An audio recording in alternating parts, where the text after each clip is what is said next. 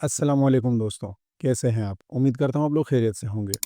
अच्छा दोस्तों, मेरा नाम ज़ुहैब अहमद है और आज मैं आपके लिए थ्योरी ऑफ ऑटोमेटा यानी CS 402 के असाइनमेंट नंबर 1 का सॉल्यूशन लेकर आया हूँ और इसकी लास्ट डेट जो है वो 12th ऑफ मई 2025 है।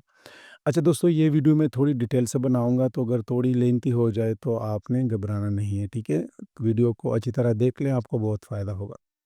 अच्छा दोस्तों, इसमें जो टॉपिक कवर किए गए हैं वो रेगुलर एक्सप्लेशन है, फाइनाइट ऑटोमेटा है, ट्रांजिशन ग्राफ है और इसके अलावा जनरलाइज्ड ट्रांजिशन ग्राफ, खैर ये तो उसमें नहीं है। लेकिन इसके अलावा इसमें हमने क्या बनाना है, यहाँ DFA बनानी है, ठीक है?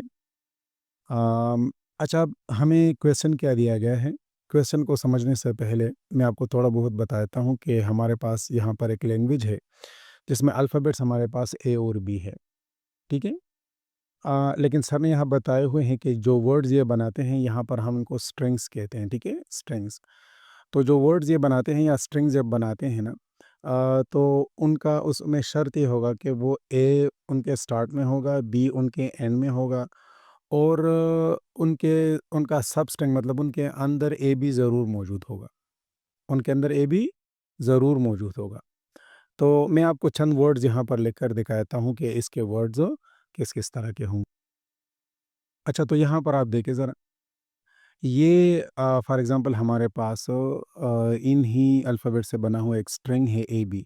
ये स्टार्ट भी हो रहा है ए से, एंड भी हो रहा है ए बी पर और इसमें सब स्ट्रिंग ए बी भी मौजूद है।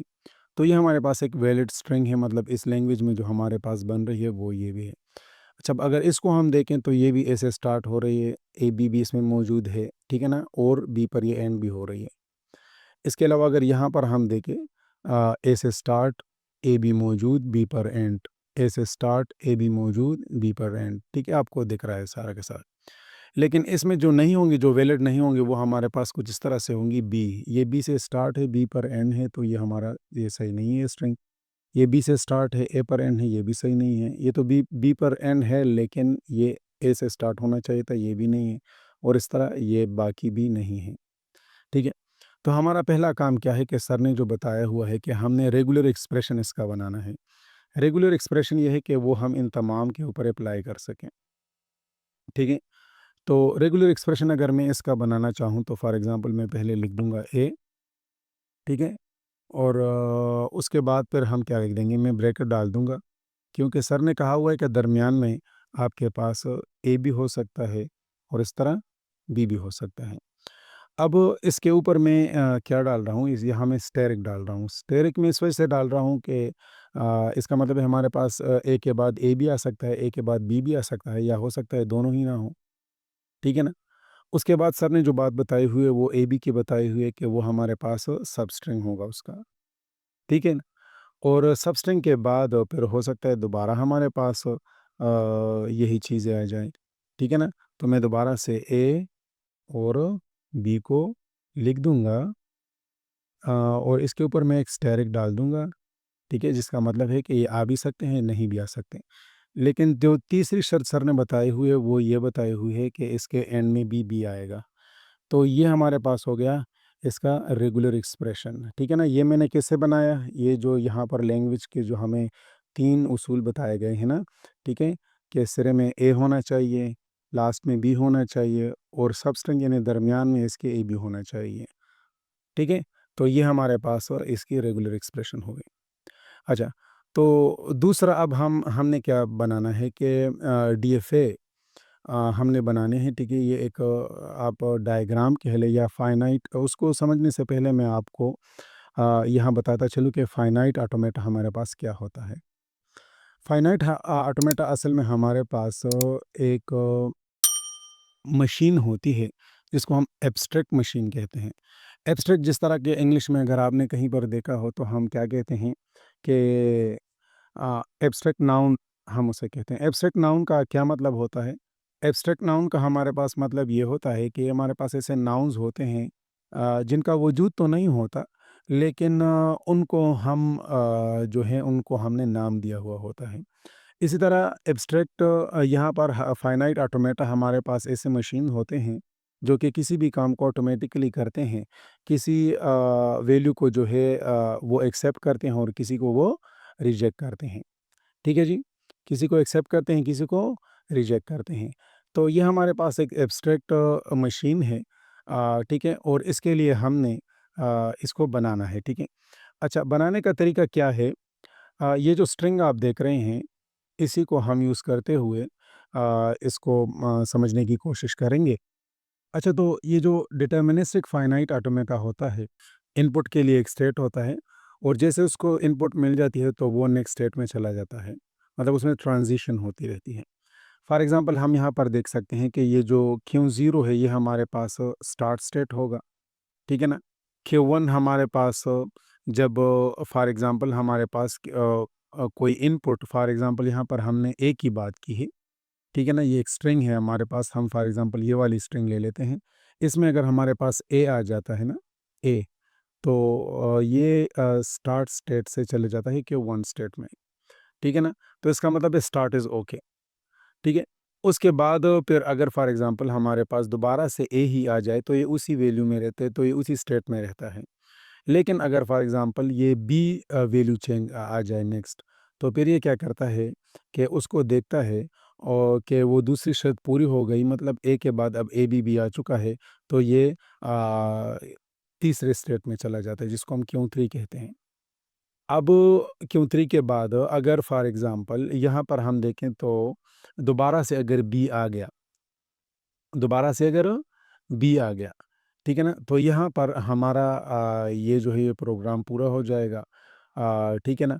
और ये एंड की तरफ चला जाएगा। और अगर ये फॉर एग्ज़ाम्पल इसमें दोबारा से ए आ गया ना, ठीक है? फॉर एग्ज़ाम्पल यहाँ पर मैं इसको कर देता हूँ ए, तो ये दोबारा क्या करेगा कि दोबारा इस स्टेट में चला जाएगा Q2 में। ये मैं आपको डायग्राम से भी समझा देता हूँ, डायग्राम आपने किस तरह बनाना है। ठीक है? और अगर इसमें आखिर में बी आ गया ना, ठीक है? 2 मर्तबा आ गया बी, ठीक है? फॉर एग्ज़ाम्पल, तो एक बी के साथ ये इसमें स्टेट में आ जाएगा Q3 स्टेट में, और उसके बाद फिर अगर दोबारा से बी आ जाएगा ना, तो फिर ये डेड, मतलब फॉर एग्ज़ाम्पल जिस तरह हमने कहा था ना कि ये इन वैल्यूज़ को एक्सेप्ट नहीं करेगा, ठीक है ना? जैसे ही बी आ जाता है तो ये मतलब डेड स्टेट में चला जाता है। अच्छा, इसको बनाने का तरीक़ेकार क्या है? यहाँ मैं आपको थोड़ा बताता चलूँ इसके बाद। अच्छा, इसको मैंने इसी तरह अभी ये सेटअप कर दिया है। आप यहाँ पर देखिए, ये हमारे पास ट्रांज़िशंस हैं, ठीक है? क्या है? ये हमारे पास ट्रांज़िशन है। Q0 हमारे पास जो स्टेट है, अभी फॉर एग्ज़ाम्पल हम अपने किसको देखते हैं? इसको देख लेते हैं, ठीक है? इसको मैं क्या कर देता हूँ, इसको मैं इन्सर्ट कर देता हूँ इसी एक टेक्स्ट बॉक्स में। यहाँ हम देखते हैं ना, यहाँ पर। तो यहाँ अगर हम देखें तो हमारे पास पहला जो है वो ए आ रहा है, ठीक है ना? और ए का मतलब जिस तरह यहाँ पर सर ने बताया हुआ है कि ये स्टार्ट है। क्या है? ये स्टार्ट है। तो फॉर एग्ज़ाम्पल अगर अभी हम मशीन हमारे पास 0 स्टेट में है, ठीक है? जिसको हम एफए कहते हैं, ठीक है? फाइनाइट ऑटोमेटन, जो कि हमारे पास एक एब्स्ट्रैक्ट मशीन है। अगर वो हमारे पास पहले स्टार्ट स्टेज में है, तो स्टेट में है, तो वो हमारे पास Q0 में है। अगर ए वैल्यू उसको मिल जाए तो ये चला जाएगा Q1 में, ठीक है ना? ए वैल्यू मिल गई तो ये चला जाएगा किधर? Q1 में। अब हम दूसरा देखते हैं। अगर फॉर एग्ज़ाम्पल, क्योंकि हम देखते हैं कि कोई भी एक्सप्रेशन वो ए से स्टार्ट हो रहा है, तो ये चला जाएगा Q1 में। लेकिन अगर हम यहाँ पर देखें Q0 में, अगर हमारे पास वैल्यू आ गई बी, तो जिस तरह हम देखते हैं कि कोई भी हमारे पास यहाँ पर ऐसा नहीं है कि वो बी से शुरू होगा, कोई भी स्ट्रिंग हमारे पास बी से स्टार्ट नहीं होगी, तो इसलिए ये क्या करेगा, ये सीधा चला जाएगा Q4 में, और वो हमारे पास डेड स्टेट है, ठीक है? मतलब प्रोग्राम जो है वो ख़त्म हो जाएगा, ठीक है? क्योंकि वो कुछ भी शो नहीं करेगा। इसकी वजह ये है कि कोई भी ऐसा स्ट्रिंग मौजूद नहीं है जो कि बी से स्टार्ट होता हो।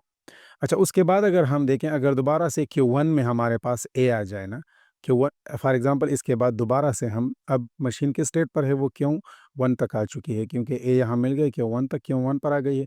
अब 2 चीज़ें उसको आगे आगे आ सकती हैं, या तो ए या तो बी। अगर ए आ गया तो वो वहीं पर रहेगा, ठीक है ना? वो वहीं पर रहेगा, लेकिन अगर बी आ गया तो वो नेक्स्ट स्टेज पर चला जाएगा। बी का मतलब ये है कि अब उसको मिल मिल चुका है ए और बी। ए के बाद बी भी मिल चुका है, ठीक है ना? तो वो चला जाएगा नेक्स्ट स्टेज में। इसका मतलब है कि हमें ए भी मिल चुका है, ठीक है? अगर ए आया तो वही रहेगा, अगर बी आ गया तो वो नेक्स्ट स्टेज में चला जाएगा। अब यहाँ पर हम देखते हैं Q2 में। इसको मैं एक डायग्राम के ज़रिए आपको समझाऊँगा इंशाल्लाह। आप वहाँ से बहुत डिटेल के साथ आसानी से समझ जाएँगे। अब अगर हम यहाँ पर Q2 को देखें ज़रा, Q2 को, Q2 में अगर हमारे पास ए आ रहा है, तो वो Q2 पर ही रहेगा। लेकिन अगर Q2 के बाद हमारे पास वहाँ पर बी आएगा, तो वो नेक्स्ट स्टेज में चला जाएगा, जो कि हमारे पास है Q3। और जिस तरह हमको पता है कि अगर फॉर एग्ज़ाम्पल लास्ट में हमारे पास बी आ जाएँ, तो ये एंड है। ठीक है? तो ये क्या है? ये एंड है। तो हम यहाँ कह सकते हैं कि यहाँ पर हमारा फॉर एग्ज़ाम्पल ये पूरा हो जाएगा। ठीक है? जिस तरह कि आप देख सकते हैं यहाँ पर। लेकिन ये 2 मर्तबा आना ज़रूरी है, क्योंकि एक मर्तबा जब आ जाएँ तो उसको ये एक्सेप्ट कर लेगा, और दूसरी मर्तबा अब जब आ जाएँ तो इसको ये एक्सेप्ट नहीं करेगा, बल्कि ये डेड एंड की तरफ, डेड साइड की तरफ चला जाएगा। यहाँ पर आप देखिए Q3 में फिर क्या हो रहा है, अगर ए आ जाए ना, ए, तो ए का मतलब है कि आप यहाँ पर एंड नहीं कर सकते, आपने दोबारा आगे जाना होगा, क्योंकि कोई भी स्ट्रिंग ए के ऊपर एंड नहीं कर सकती, वो हमेशा बी के ऊपर एंड ही करेगी। ठीक है ना?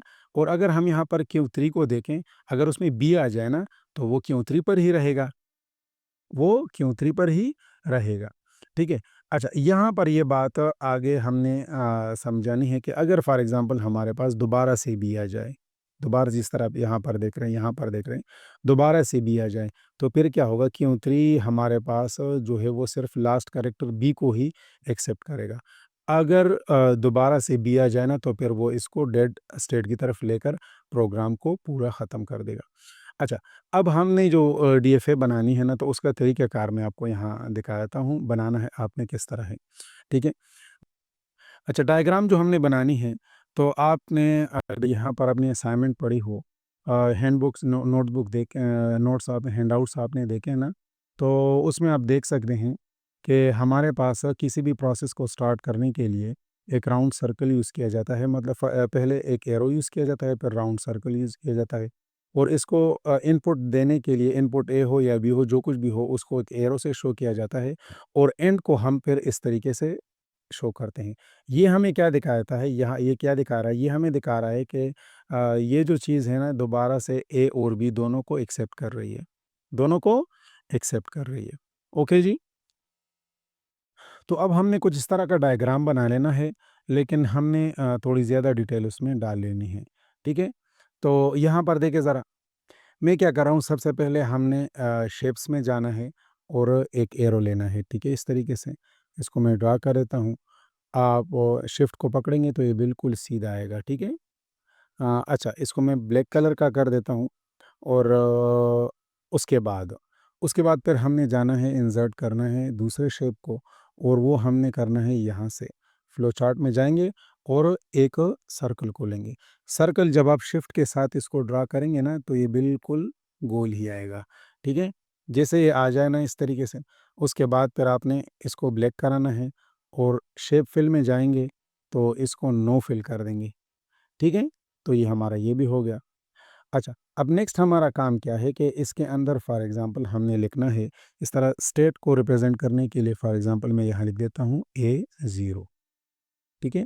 अच्छा, ये ए कैपिटल हो गया, इसको हमने स्मॉल लिखना है जिस तरह वहाँ पर लिखा हुआ है। ठीक है? अच्छा। अच्छा, नेक्स्ट हमने क्या करना है, इसको मैंने चूँकि स्टेट हमारे पास ज़्यादा है, तो इसको मैं कॉपी करूँगा। ठीक है? इसको मैं क्या कर दूँगा? कॉपी कर दूँगा। फॉर एग्ज़ाम्पल कंट्रोल सी के साथ, और उसके बाद कंट्रोल वी, 2, 3, 4, 5। मेरे ख़्याल में 4 या 5 ही चाहिए, तो ये मैं कर देता हूँ। ठीक है? अच्छा, अब 2 तरह के इनपुट मेरे पास आ सकते हैं। तो इनपुट को जिस तरह मैंने आपको बताया, मैंने एरो से रिप्रेज़ेंट करना है। ठीक है? तो उसके लिए मुझे एरोस चाहिए, तो यहाँ से मैं कॉपी कर देता हूँ, कॉपी, पेस्ट। ठीक है? इस तरीके से हम इसको कॉपी करेंगे, और इस तरीके से यहाँ से लगा लेंगे। ठीक है? उसके बाद यहाँ से कॉपी पेस्ट, तो इसको मैं यहाँ पर लगा देता हूँ। आप शिफ्ट के साथ करेंगे ना, तो फिर ये सही आएगा। ठीक है? अच्छा, उसके बाद दोबारा यहाँ से पेस्ट कर देता हूँ मैं यहाँ पर। ठीक है? एक यहाँ लगा देता हूँ, और एक इस तरीके से। और अगर फॉर एग्ज़ाम्पल हमारे पास इनपुट में बी आ जाए ना, ठीक है? तो फिर क्या करेंगे हम? तो फिर ज़ाहिर-सी बात है फिर ये क्यों 4 में जाएगा, जो कि हमारे पास डेड स्टेट है, ठीक है? डेड स्टेट को बनाने का तरीक़ाकार क्या है, इसको मैं दोबारा से पेस्ट कर दूँगा और शिफ्ट पकड़कर इसको थोड़ा साइज़ में बड़ा कर दूँगा और यहाँ रख दूँगा मैं। अच्छा, आप शिफ्ट पकड़कर एरो के साथ इसको आहिस्ता से, अच्छा सॉरी, इसको इस तरीके से मतलब एरोज़ के साथ आप आसानी से इसको ऊपर-नीचे कर सकते हैं। तो ये हमारे पास एंड स्टेट है, ठीक है? अच्छा, इसमें अब मैं क्या करूँगा, बाकी मैं लिख दूँगा, फॉर एग्ज़ाम्पल ये हमारे पास A1 हो गया, ठीक है? और उसके बाद ये हमारे पास हो गया। अच्छा, ये वही चीज़ मैं आपको दिखा रहा हूँ, ठीक है? लेकिन आपने काइंडली इसको कॉपी नहीं करना, फिर सारे बच्चों का एक ही जैसा आ जाएगा, ठीक है?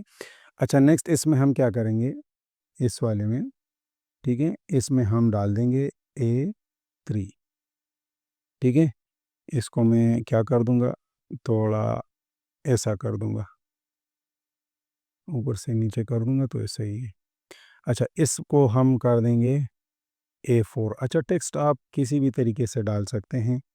इसको मैं कह दूँगा A4, या आप इसको फाइनल स्टेट लिख दें, डेड स्टेट लिख दें, ठीक है? जो भी हो। अच्छा, अब हमने यहाँ पर वैल्यूज़ एंटर करनी है। वैल्यूज़ एंटर करने के लिए मैं इंसर्ट में जाऊँगा, ठीक है? और यहाँ पर मैं आऊँगा इंसर्ट में, टेक्स्ट बुक में। टेक्स्ट बॉक्स के ऊपर आएँगे, तो यहाँ पर हम इंसर्ट करेंगे एक टेक्स्ट बॉक्स, इसको क्लियर कर देंगे और यहाँ स्मॉल ए लिख देंगे, ठीक है? अच्छा, स्मॉल ए जब लिख देंगे तो फिर इसका साइज़ हम छोटा कर देंगे। इसको आपने इसकी थोड़ी फ़ॉर्मेट आपने करनी है, ठीक है? अच्छा, इसको मैं उठाकर यहाँ पर रख देता हूँ और हमने कहाँ-कहाँ पर रखना है, तो ये आपने ज़हन में रखना है। अच्छा, इसको मैं क्या कर रहा हूँ, इसके साथ इसको मैं कर देता हूँ फ़ॉर्मेट, तो फ़ॉर्मेट में हम आ जाएँगे। यहाँ हमारे पास एक टेक्स्ट फ़ील्ड है, ठीक है ना? टेक्स्ट में हम आ जाते हैं तो यहाँ पर नो, अच्छा सॉरी, अच्छा टेक्स्ट नहीं, सॉरी, शेप फिल में हम आएँगे, यहाँ पर नो फिल करेंगे और उसके बाद फिर शेप आउटलाइन पर आ जाएँगे, तो इसको भी हम नो आउटलाइन कर देंगे। तो इससे ये चीज़ ख़त्म हो जाएगी, ठीक है? आप इसको कहीं पर भी रख सकते हैं।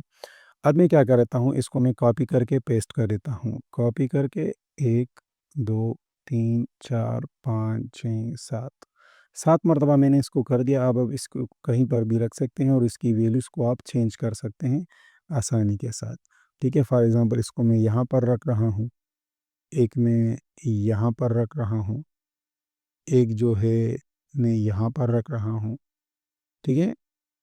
एक मैं यहाँ पर रख रहा हूँ और एक और जो है ये मैं यहाँ पर रख रहा हूँ। इसके अलावा भी आपको ज़रूरत होगी इनकी, फॉर एग्ज़ाम्पल इसको हम यहाँ पर भी रखेंगे, ठीक है? अगर फॉर एग्ज़ाम्पल A1 में ए दोबारा आ जाए। अच्छा, दोबारा इसके लिए हम कोई कौन-सा एरो यूज़ करेंगे वो मैं भी आपको दिखाता हूँ। अच्छा, ये पूरे हो गए हैं कि बी रहते हैं। अच्छा, अब यहाँ पर भी आएगा हमारे पास ए और बी दोनों, ठीक है? अगर दोबारा एंटर हो जाएँ और यहाँ हमारे पास आएगा, अच्छा ये वाला बी हो गए। अभी ख़ैर वैल्यूज़ तो हम चेंज कर देंगे, लेकिन एक और हमने, अच्छा ये वाला लास्ट है, तो मैं दोबारा से कंट्रोल वी कर देता हूँ और एक को रख देता हूँ यहाँ पर, ठीक है? अच्छा, अब हम आते हैं अपने उसकी तरफ जो कि हमने यहाँ पर देखा हुआ है। क्यों 0 में अगर हमारे पास ए आएगा तो ये क्यों 1 में चला जाएगा, ठीक है? पहला स्टेट ये हमारे पास इनिशियल स्टेट है, अगर इसमें ए आएगा तो ये A1 में चला जाएगा। अगर इसमें बी आएगा, अगर आ गया ना तो बी, तो फिर ये डेड स्टेट में चला जाएगा, ठीक है ना? ये हमारे पास डेड स्टेट है। अच्छा, फिर अगर हम यहाँ पर देखें, अगर इसमें दोबारा से हमारे पास A1 में ए आ गया ना, ठीक है? ये अच्छा, वैसे इसको आप मैं एक एरो के ज़रिए इसको रिप्रेज़ेंट करना चाहूँगा।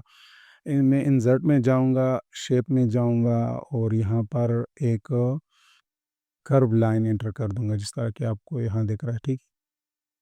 इस तरह की कर्व लाइन, ठीक है ना? तो इसको आप कर्व कर सकते हैं किसी भी तरीके से। मैंने क्या करना है, ये तो ये हो गया, अब इसके ऊपर क्लिक कर दें, होम के ऊपर आए, फॉर्मेट पेंटर के ऊपर और इसके ऊपर क्लिक कर दें, तो इससे एरो बन जाएगा, ठीक है ना? जब इससे एरो बन जाए तो उसके बाद आपने क्या करना है, इसको आप किसी भी तरीके से आगे पीछे कर सकते हैं। फॉर एग्ज़ाम्पल यहाँ तक मैं इसको कर देता हूँ इस तरीके, और फिर ऐसा कर देता हूँ, ठीक है? अब इसको मैं इस तरह कर देता हूँ, इस तरीके से। अच्छा, इसका मतलब है कि दोबारा वही वैल्यू यहाँ पर आ रही है आपके पास। दोबारा वही वैल्यू आपके पास यहाँ आ रही है। ये सर ने वैसे किया हुआ भी है। उधर अगर आप यहाँ पर देखें ना, इस तरीके से ए और बी दोबारा आ रही है, तो दोबारा ये एन में जा रहा है। अच्छा, तो हम यहाँ पर थे, मैं क्या करूँगा, इसको दोबारा से कॉपी कर लूँगा, यहाँ से कॉपी करके पेस्ट, पेस्ट, ठीक है?